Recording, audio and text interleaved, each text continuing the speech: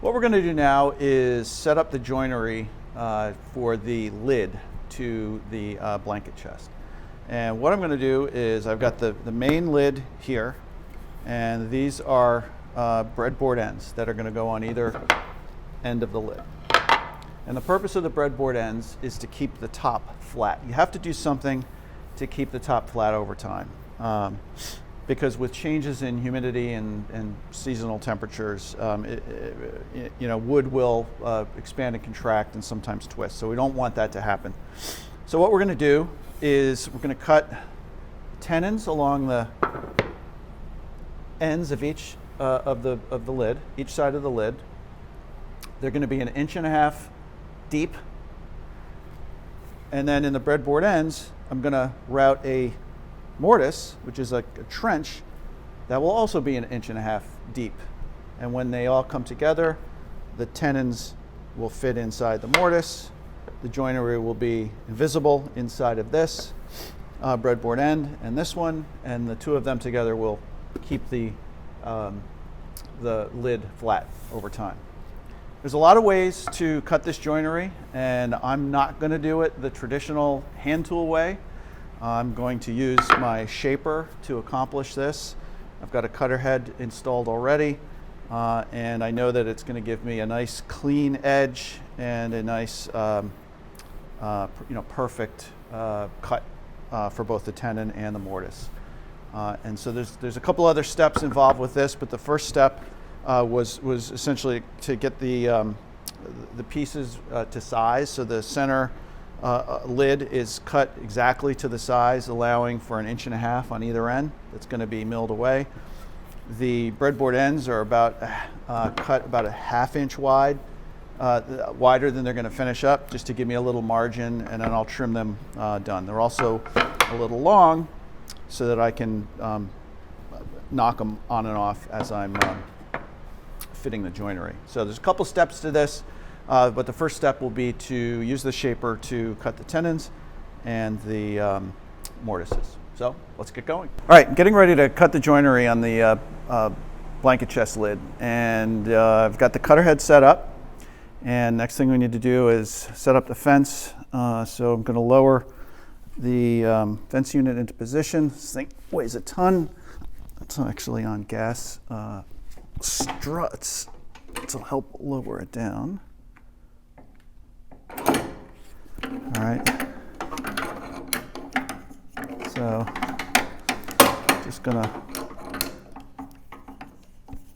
lock this into place so it doesn't move. The thing about this machine is it's all precision, so everything is tightened and put in place, and then it doesn't move.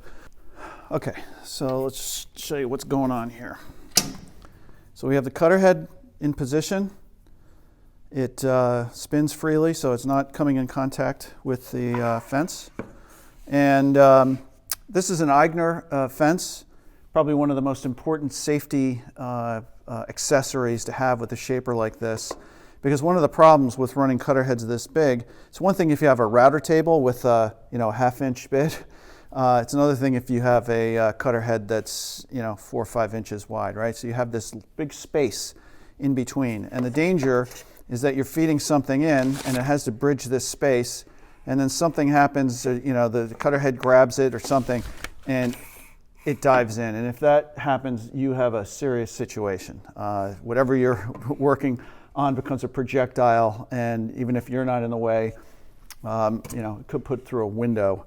So, how to bridge this gap and keep that from happening. And it's one thing with a long piece where you might, kind of cross your fingers and hope you can get to the other side. But if you're doing coping cuts on a short piece, you can kind of really see where the issue is trying to bridge this gap, because something like this, let alone 1.5 inch style for a cabinet door, there's no way you're going to get across there without there being a problem. So that's where this Eigner fence comes in. It's got these fingers that span across and that allow the piece you're working on to have continuous contact with the fence.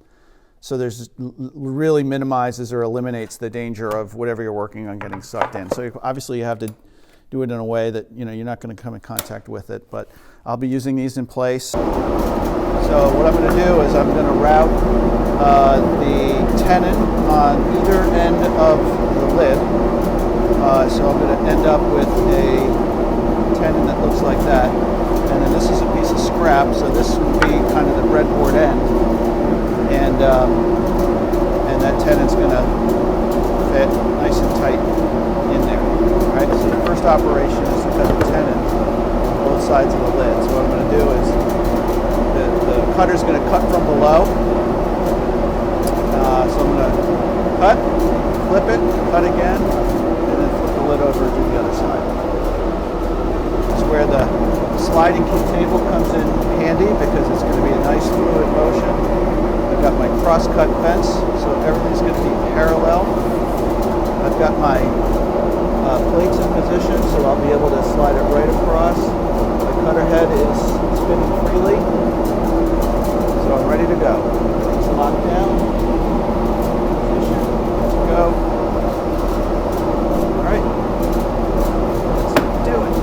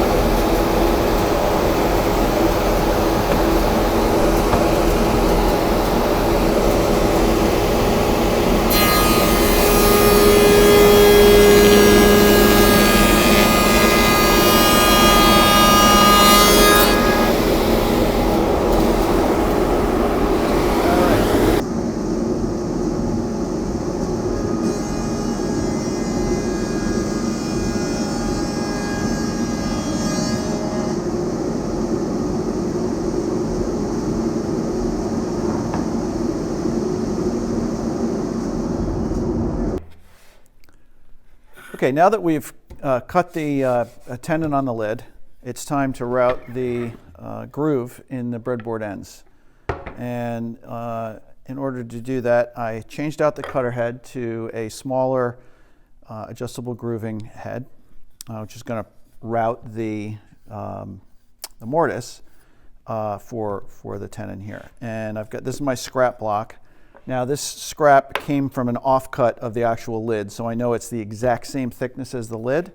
And you can see I ran several test cuts to make sure that the groove is perfectly centered to capture this tenon.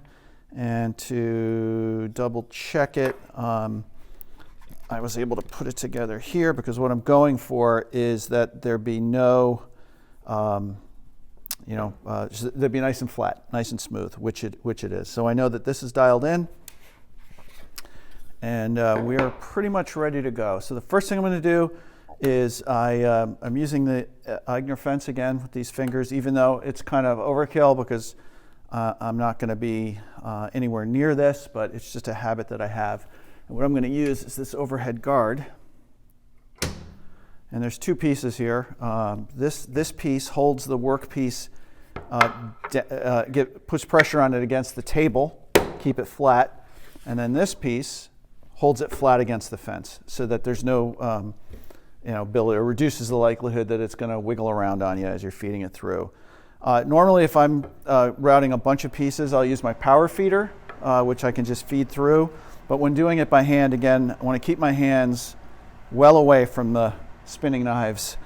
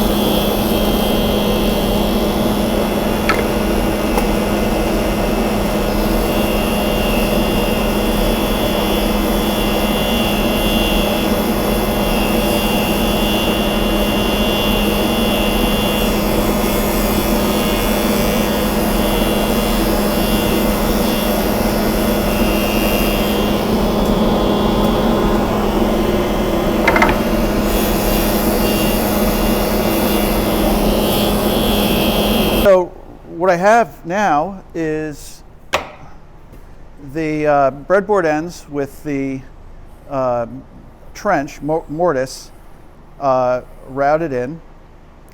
And then the next step is I'm going to create some additional tenons on here that are going to be mortised deeper into the breadboard end. So that's what I'm going to do next. But for right now, what I was going for is a nice tight fit, which I have, because that gives me the ability to shave this, plane this down a little just to fine tune it and make it fit. Better it be too tight than too loose, because you can't put wood back. But right now, hard to see on this, but fits nice and tight, and it's perfectly level and flat. So we are good to go. All right, so I'm gonna saw out these in-between areas, which will leave me with the deeper tenons that will then go into the breadboard ends. So I'm gonna saw right down to you can't probably see it in the video, but that line that I created with the marking gauge goes across here. So that's where I'll stop the cuts, and then I'll come through and saw out the waste in between. So.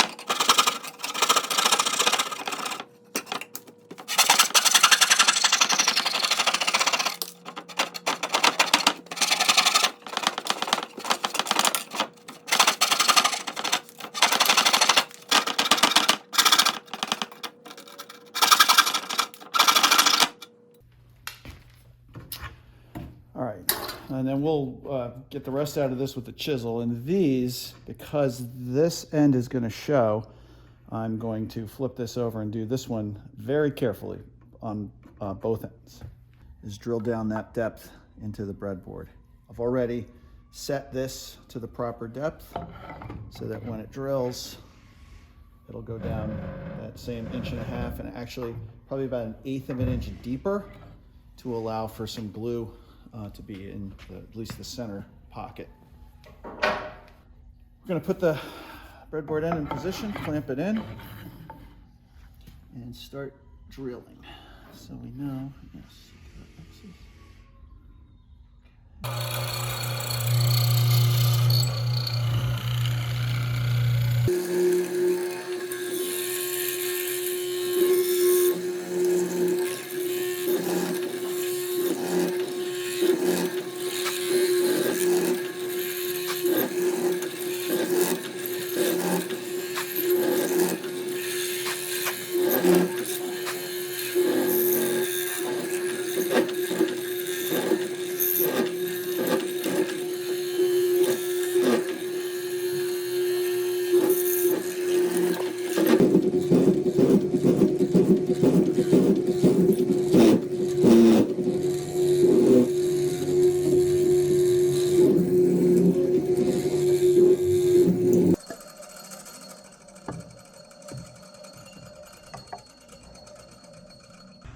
All right, so the next step in the process is we need to drill some holes in these tenons, and we're going to pin the breadboard to the ends. So the first thing I need to do is just, I know this is 1.5 inches, but I'll still take a measurement right there. And then I know that's the depth into the breadboards that these mortises is going to go. So what I did there is, I know that these mortises are 2.5 inches wide. So halfway would be 1.25 inches. So I struck a line or marked a line on the edge, and I just measured in 1.25 inches. And I had already measured in 7/8. So that makes this target, which is where the drill hole is going to be placed dead center within this space.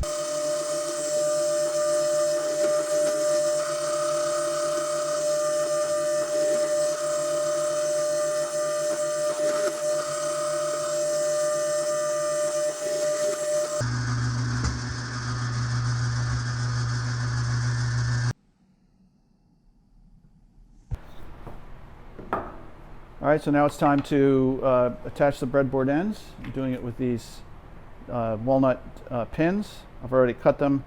I've chamfered the edges to allow them to kind of go in a little bit easier. And what I'm going to do is going to put some glue in the center mortise and tenon.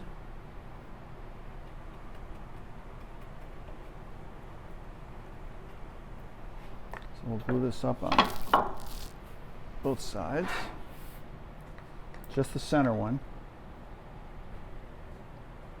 to allow the others to move around. Changes in humidity throughout the year.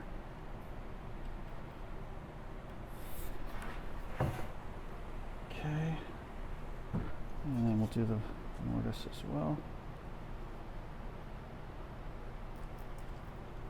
A lot of glue surface in here between the mortise and the tenon, so it'll be a nice, strong, tight fit.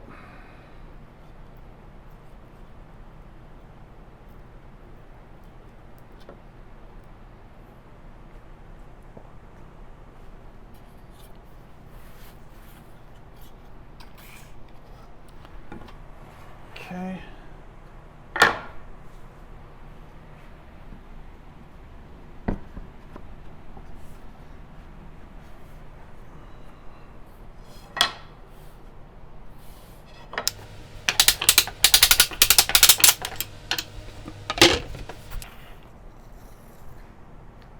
I'm going to glue these pegs just towards the top because I don't want them to lock or be permanently glued into place within, otherwise it won't move around.